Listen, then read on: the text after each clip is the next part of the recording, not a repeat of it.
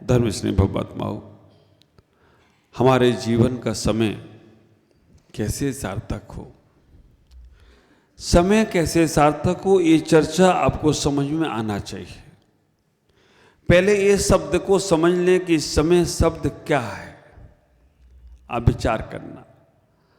सा संयम का प्रतीक है, मां मोक्ष का प्रतीक है, स म या यति का प्रतीक है, जो संयम से जोड़ी, जो मोक्ष तक ले जाई और जो यति धर्म का तुम से पालन कराए, वो ही सही समय है। उसी सही समय को हमें समझने का प्रयास करना है। संयम से जब तक तुम नहीं जुड़ोगे तब तक तुम्हारे अंदर मोक्ष की भूमिका नहीं बनेगी, और मोक्ष की भूमिका बनाना है तो यति धर्म को स्वीकार करना पड़ेगा। आप विचार करके रखना, ये समय शब्द हमें बोलता है।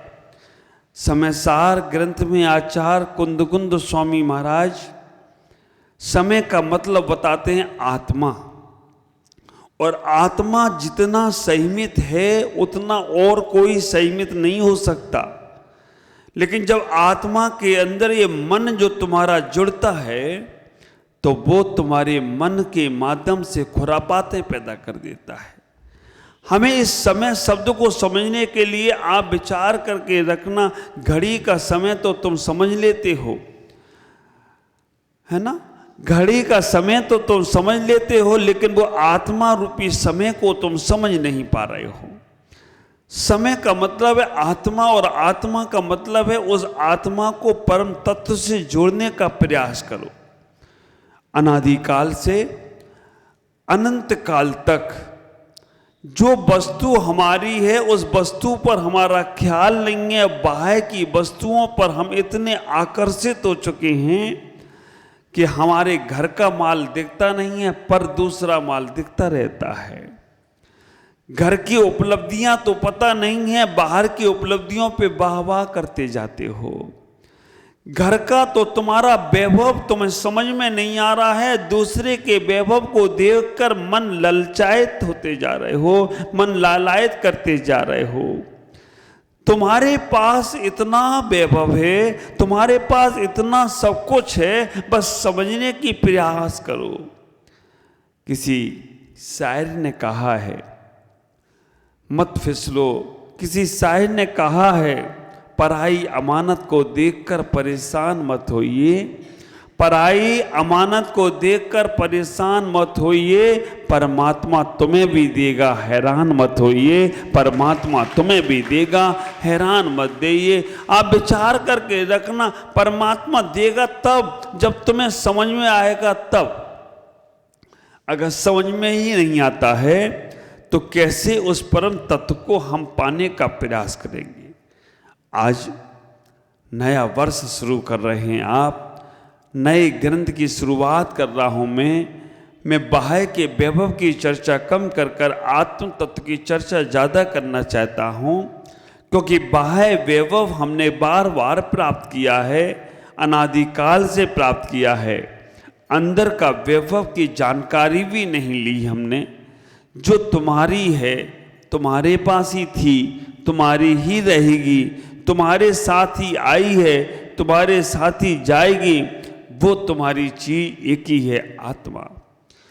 आप विचार करके रखना, संसार में सब धोखा दे सकते हैं, संसार में सब साथ छोड़ सकते हैं, संसार में सब लोग तुम्हारे से मुंह फेर सकते हैं। दुख में आप विचार करना, सुख में जब पैसा पास होता है तो दुश्मन भी खास होता है। जब पैसा पास होता है तो दुश्मन भी खास होता है, लेकिन जब पैसा पास ना हो तो खास भी दुश्मन हो जाता है। ख्याल करना, जब तक संसार के लोगों की मन की इच्छाएं पूरी करते रहो तब तक तुम्हें सब अपने लगते हैं। संसार के लोगों की इच्छाएं पूरी करते रहो तब तक तुम्हारे अनुकूल सब तुम्हें अनुकूल ही लगते हैं, और जैसे ही तुमने उनके प्रतिकूल एक भी बात कह दी तो विचार करके रखना, अनुकूलताएं सारी समाप्त हो जाती हैं। कई लोग तो इतने होशियार होते हैं, इतने चालाक होते हैं, वो हर तरह से अपनी बात को मनवाने का प्रयास करते हैं। जैसा उनके मन में चल रहा है वैसा ही उन्हें सुनना पसंद है, उसके अलावा और कुछ नहीं सुनना चाहते हैं। और आप ख्याल करके रखना, जैसा तुम्हारे मन में चल रहा है, घर में, परिवार में, समाज में, देश में, संघ में, कहीं पे, तो तुम ठगे जाओगे। क्योंकि कभी कभी हमारे मीठे के साथ नमकीन भी खाने को मिल जाए तो शुगर नहीं होता है, और हमेशा मीठा मीठा खाओगे तो कभी शुगर भी हो जाएगी। इसलिए हमेशा हमें अपने जीवन में व्यवस्था बनाना, हमेशा अपने जीवन में इतना विचार करना कि अनुकूलताएं मिलेंगी, ये जरूरी नहीं है कभी प्रतिकूलताएं मिल जाएं, उसमें भी हमें कैसे अपने आप को संभालना है, कैसे अपने आप को व्यवस्थित करना है। गाड़ी चलाने वाला सड़क पे गाड़ी चलाता है, और गाड़ी चलाते समय गाड़ी सड़क अच्छी ही मिलेगी हमेशा, ऐसा नहीं है।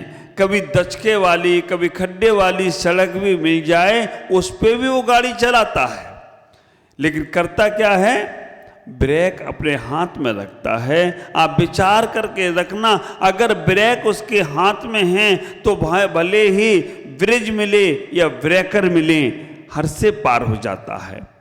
ऐसा ही ये जीवन है, अगर इसके ब्रेक, मन रूपी ब्रेक तुम्हारे पास में है तो आप विचार करके रखना, संसार के उतार चढ़ाव आएंगे, संसार के सुख और दुख आएंगे, संसार के कष्ट और पीड़ाएं आएंगी, लेकिन हमारे पास ब्रेक होगा तो हम उसमें फिसलेंगे नहीं, हम उसमें फंसेंगे नहीं, हम धीमे से थोड़ा शांत होकर आगे निकल जाएंगे।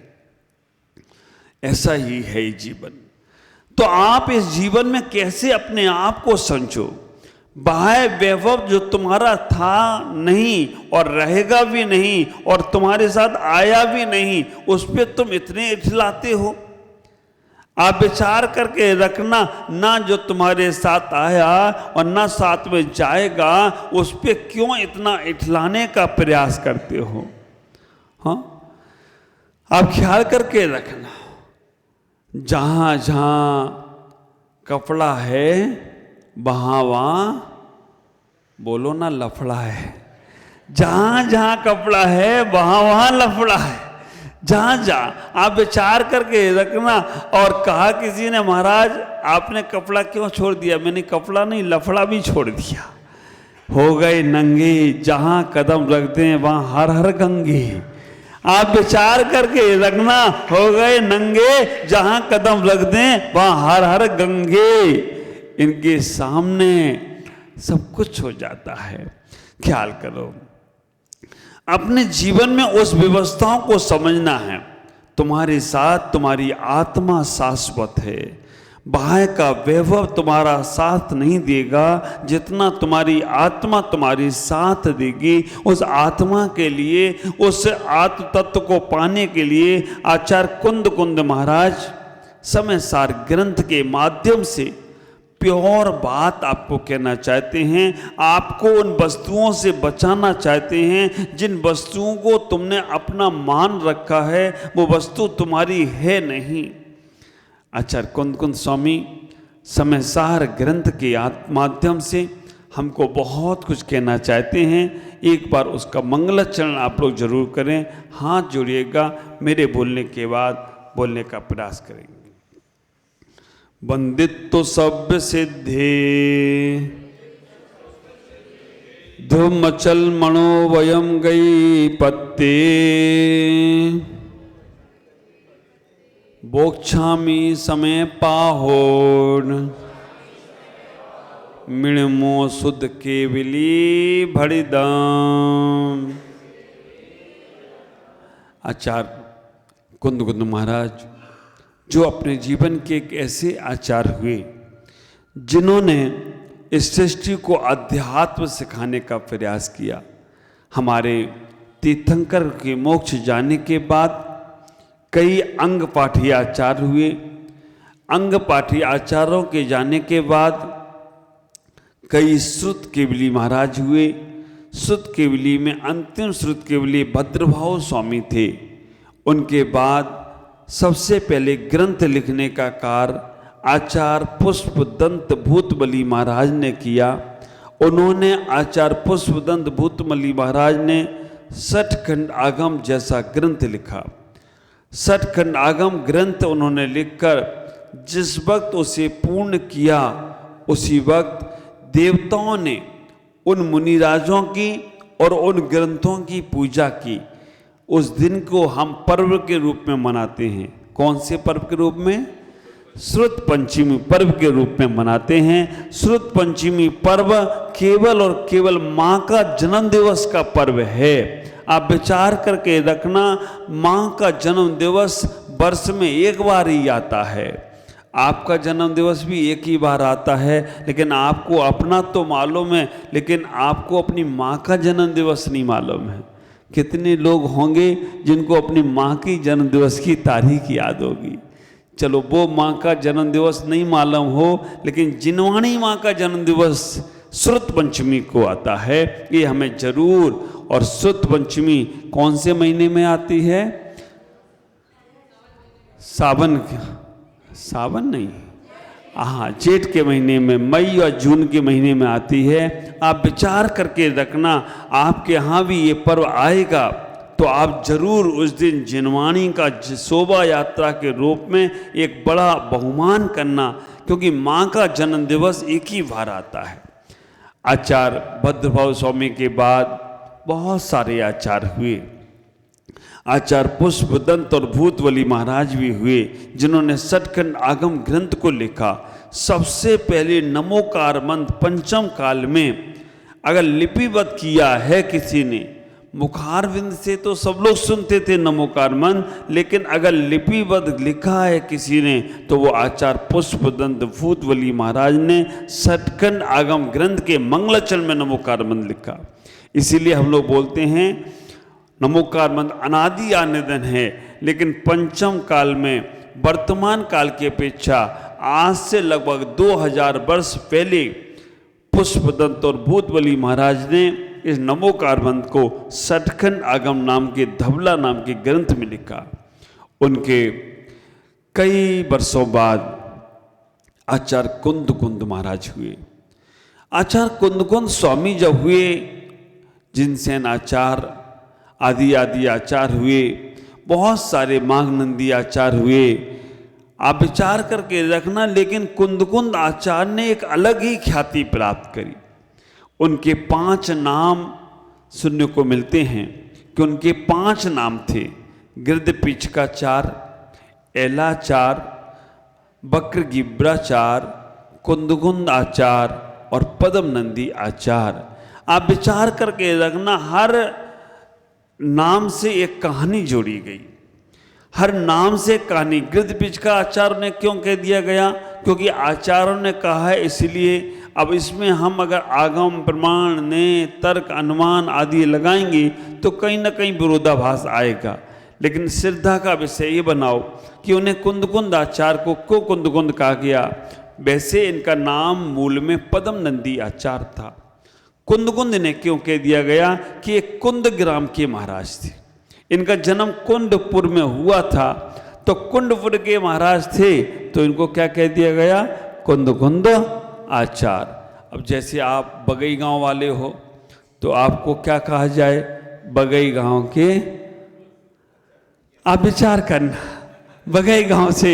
अब जैसे होता है, हम लोग महाराष्ट्र में थे, तो महाराष्ट्र में हम लोग जब जिंतूर गए तो वहाँ मैंने पूछा, हमारे साहू जी बहुत अच्छे भक्त हैं, मुकुंद जी साहू, तो मैंने उनसे पूछा आपका नाम क्या है? पहली बार ही गया था, तो उन्होंने नाम बोला मुकुंद जी साहू जिंतुरकर।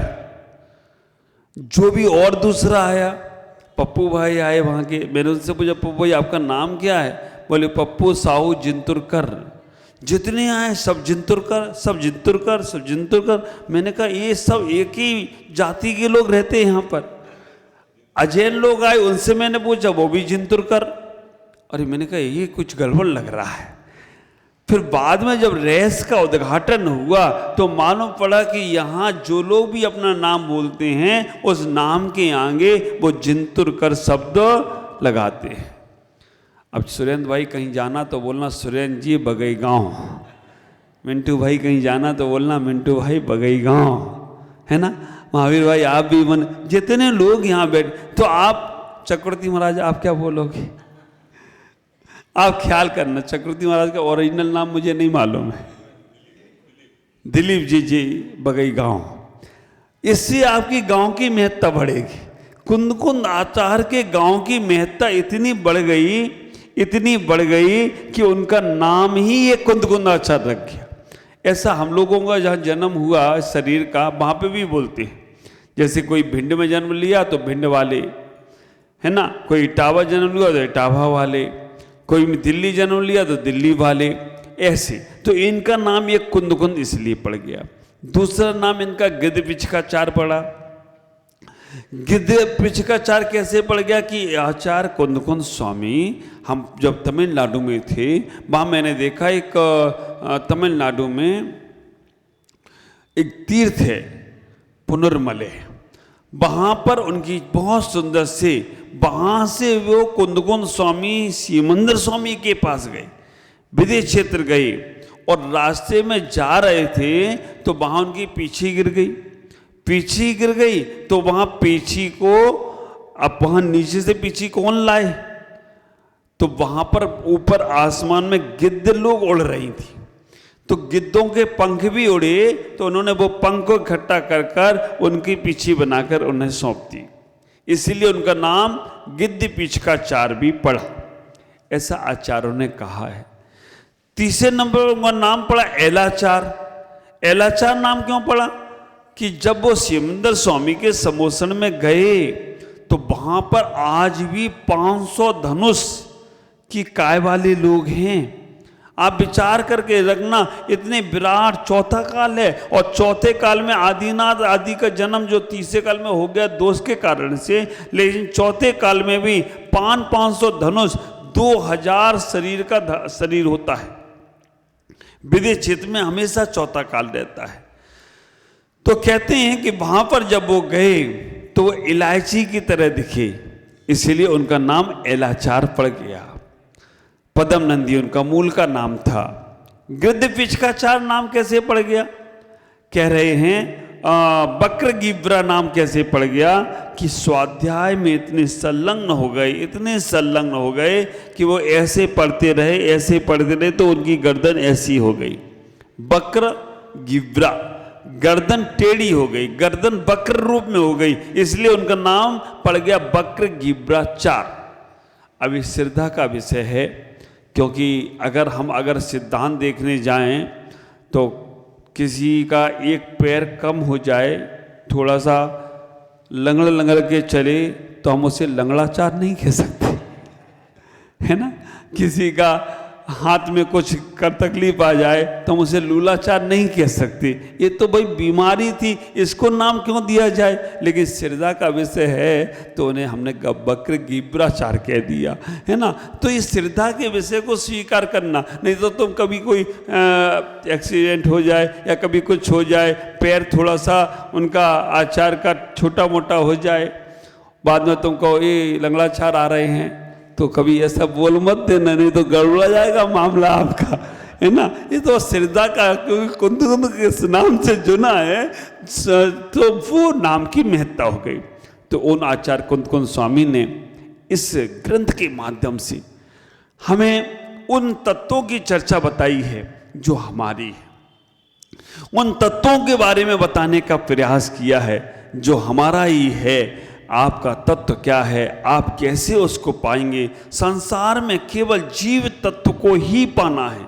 ख्याल करके रखना, व्यापार बिजनेस में हमें और कोई चीज़ की चाह नहीं है, पैसा कितना कमाया उतनी चाह है। ऐसे ही मोक्ष मार्ग में, संसार में केवल इतनी चाह होना है हमको कि हमें जीव तत्व की प्राप्ति कैसे हो जाए, वो जीव जो मेरा है वो प्योर कैसे हो जाए, उस शुद्धत्व को हम कैसे प्राप्त करें। वैसे वो शुद्ध ही है, लेकिन हमने उसे अशुद्ध मान रखा है। तो वो प्योर चर्चा आपसे आगे आने वाले समय में करूँगा।